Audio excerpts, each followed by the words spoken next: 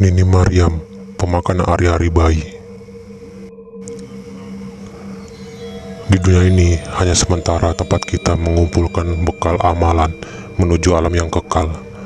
Bahwasanya hidup ini hanya sekali dan sesaat.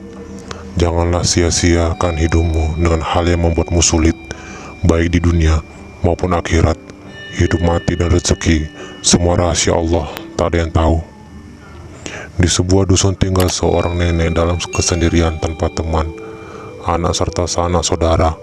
Nenek itu bernama Maryam, tapi warga sekitar dusun biasanya memanggilnya dengan Nini Maryam atau Nini Iyam. Di usia senjanya, Nini masih melakukan perbuatan yang menjadikan salah satu larangan umat muslim, yaitu menyekutukan Allah. Nini Maryam pemuja aliran iblis. Nini Maryam merasa dirinya hebat, kuat, dan mampu dengan segala kekuatannya. Bahkan ia memiliki beberapa murid yang juga seperti dirinya, yaitu pemuja iblis. Nini Iyam sungguh terkenal dengan ilmu yang ia hasilkan, yaitu ilmu penguasa hitam, pemakan ari-ari bayi. Ilmu itu tak bisa membuat ia terbunuh, bahkan membuat para dukun di sekitar dusun itu takluk padanya, walaupun ia seorang nenek tua. Di setiap malam Jumat Kliwon, selalu melakukan ritual memakan ari bayi yang baru lahir, agar kekuatan ilmu hitam tak memakan dirinya. Begitulah syarat yang mengikat dan pemuja iblis. Untuk mengetahui di mana ia harus mencuri ari-ari bayi, ia mengutus seekor cicak untuk mengetahui keberadaan orang yang sedang hamil. Cicak itu akan terus memantau sampai waktunya melahirkan, dan saat akan melahirkan, Nenek Iyam akan memantau, bahkan menjelma menjadi dukun untuk membantu.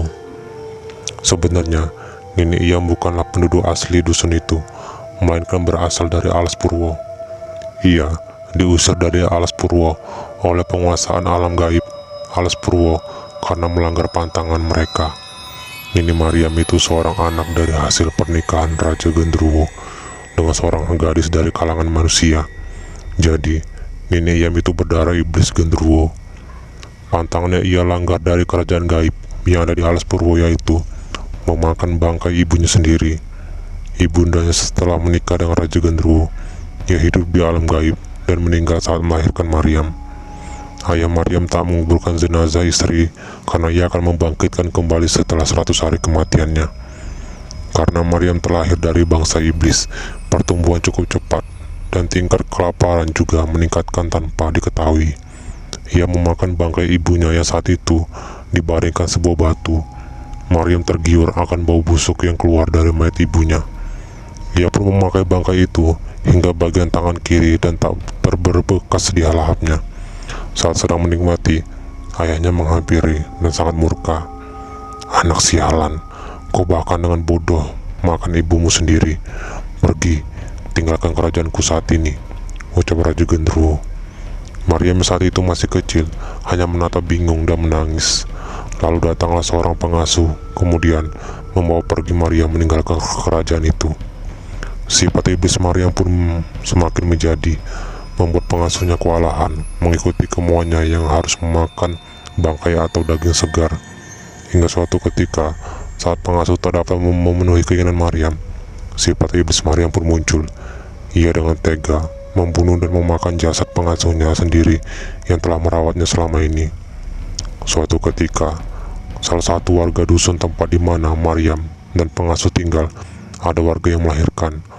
Maryam dengan ramah membantu dan menolong.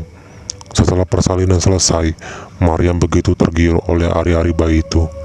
Dia pun berpura-pura membantu menguburkan ari itu yang sudah ia ganti dengan batu besar. Sedangkan ari bayi ia simpan di sebuah daun, lalu ia bawa pulang. Setelahnya, Maryam pamit untuk pulang. Dengan tergesa-gesa, Maryam tiba di rumah, menutup pintu rapat-rapat, dan dengan lahap memakan ari bayi yang masih berlumuran darah. Semenjak itulah Maryam menjadi pemakan ari-ari bayi. Apabila ia tak memakan ari-ari bayi, maka semua tubuh serta wajahnya tak cantik serta halus lagi. Pernah suatu ketika, Nini Maryam tak bisa makan. Kulitnya tiba-tiba berbulu, muka menghitam, wajahnya menjadi tua. Suara rintihan kesakitan menghilang seketika, saat hadir sosok pria berbadan besar, berbulu, bau busuk serta ada taring panjang menjuntai di bagian mulutnya. Sosok itu melihatnya dengan tersenyum dan berkata, "Kau tak akan bisa kembali cantik Maryam. Kau hanya bisa hidup lebih lama dan kuat serta ditakuti para pemilik ilmu hitam, asal kau terus melakukan pemujaan kepadaku," ucap sosok itu. "Tolong bantu aku tak tahan dengan rasa sakit ini. Apapun akan kulakukan, asal rasa sakit ini hilang. Aku tak butuh wajah cantik, aku hanya butuh kekuatan," jawab Nini Maryam. "Aku akan membantu menghilangkan rasa sakitmu, maka kekuatan ilmu hitammu bertambah dan kau akan kekal hidup selamanya di dunia ini. Semua orang akan tunduk padamu. Namun wajah tuamu saat ini tak bisa kembali lagi menjadi gadis seperti semula. Kau juga harus memujaku agar kekuatanmu semakin sempurna. Bagaimana? Kau setuju?" ucap sosok itu. "Baik, aku setuju dengan syarat itu." "Baiklah, kita sepakat," jawab sosok hitam itu. Dan Nini Maryam pun berubah menjadi sosok nenek tua, berambut putih, serta kulitnya mengeriput. Bahkan ia kuat dan hebat.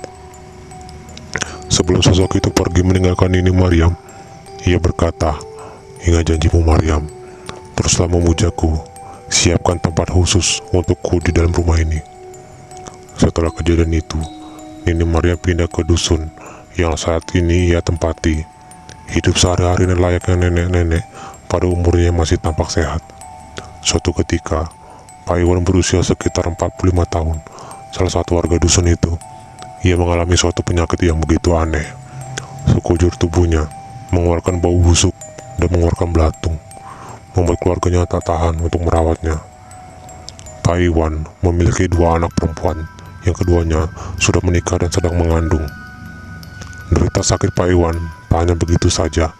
Semenjak ia sakit aneh, sang istri pun pergi meninggalkannya. Begitu juga dengan kedua anak serta menantunya. Pak Iwan tinggal di begitu saja dalam keadaan tak berdaya. Desas-desus penyakit Pak Iwan didengar oleh Nini Iyam. Ditambah ia mengetahui 2 anak perempuan Pak Iwan sedang hamil. Nini Maryam mendatangi rumah Pak Iwan yang sudah sangat tak terurus.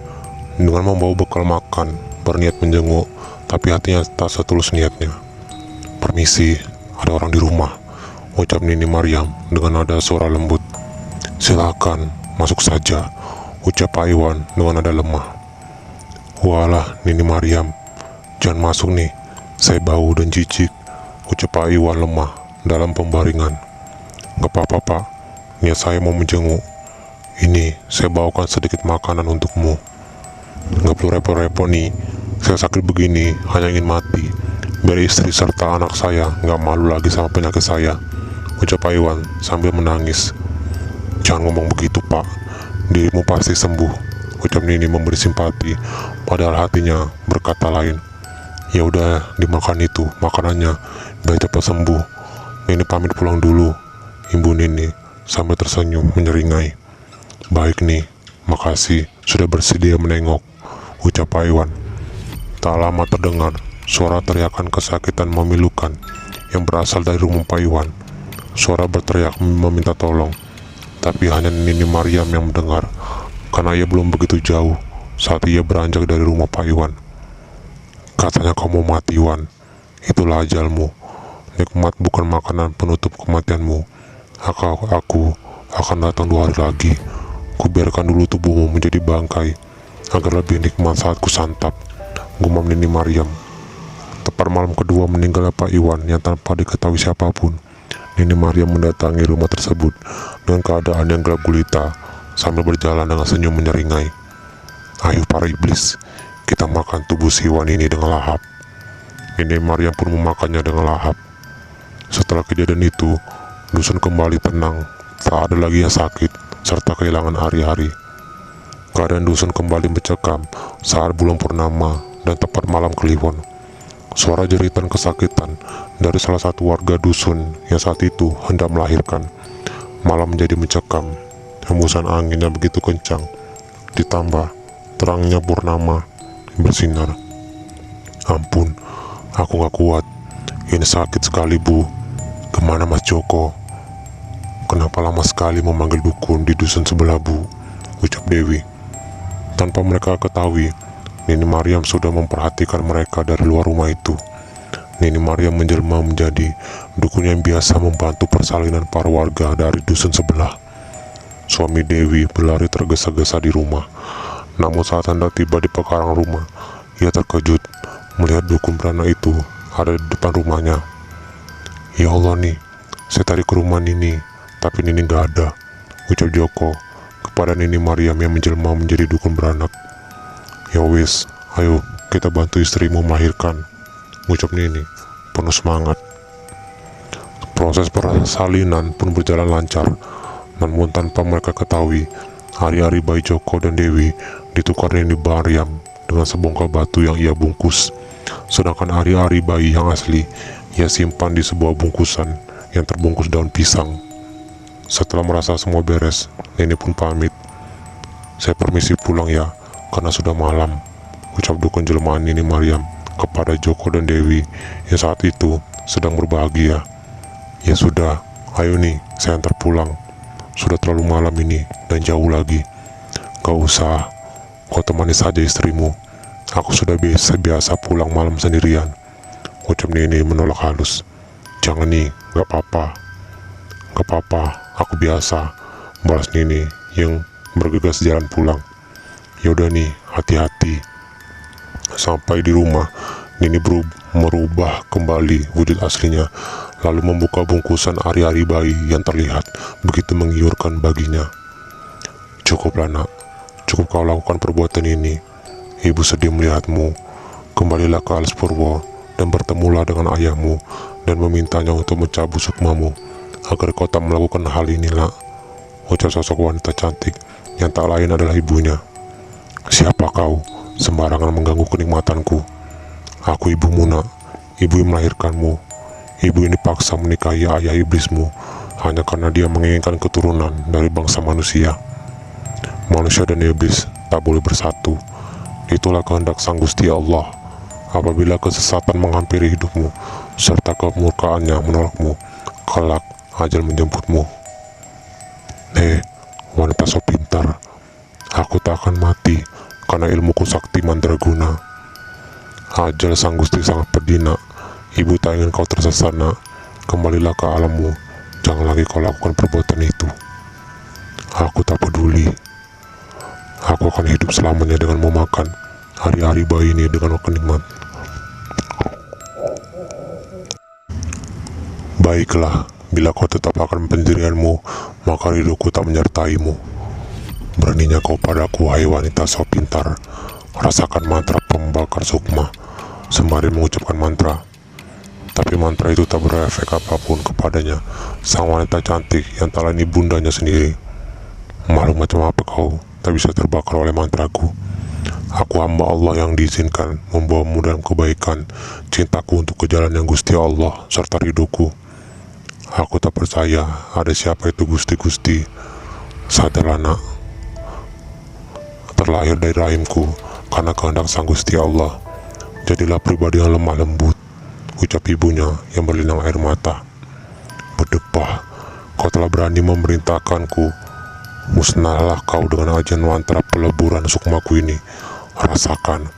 Nini Mariam mengeluarkan semua kekuatan hingga ia sendiri kewalahan dan terpental. Wahai wanita, siapa kau sebenarnya? Aku adalah ibumu nak. Percaya hal itu. Ibu yang melahirkanmu, walaupun aku tak membesarkanmu, karena kematian memisahkan kita. Kenapa kematian itu memisahkan kita? Kenapa? Karena kita makhluk ciptaan Sang Gusti Allah. Setiap yang bernyawa akan mengalami kematian. Itulah yang ada di tulisan dalam kitab suci Al-Quran. Aku bukan makhluk Gusti Allah. Aku makhluk yang tak akan bisa mati.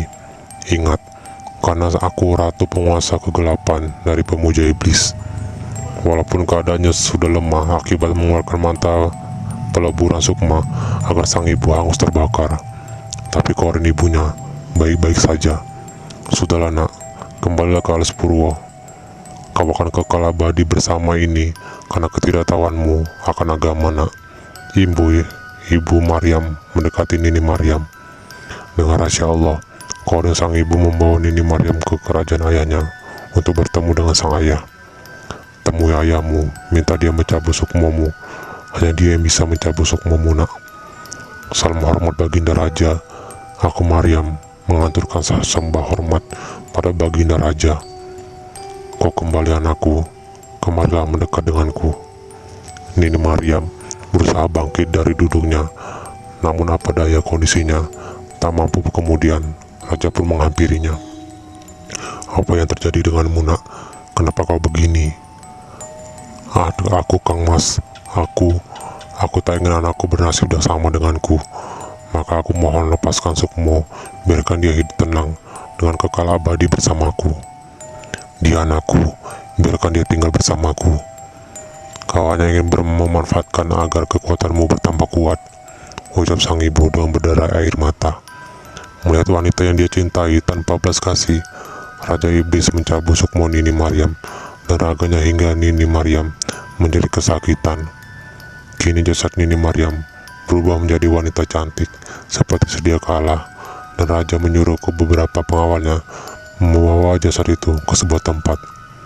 Hingga kini, tempat di mana jasad Nini Maryam berada, tak seorang pun yang mengetahuinya. Dan Nini Maryam pergi bersama sang ibu dengan senyuman. Sukma yang lepas dari raga tak selamanya mati, kekal abadi bersama kebaikan atau keburukan perilaku selama hidupnya. Terus perbaiki diri menjadi lebih baik, tak butuh pengakuan dari orang karena kebaikan akan terlihat dalam sebuah buku catatan amalan kebaikan kelak.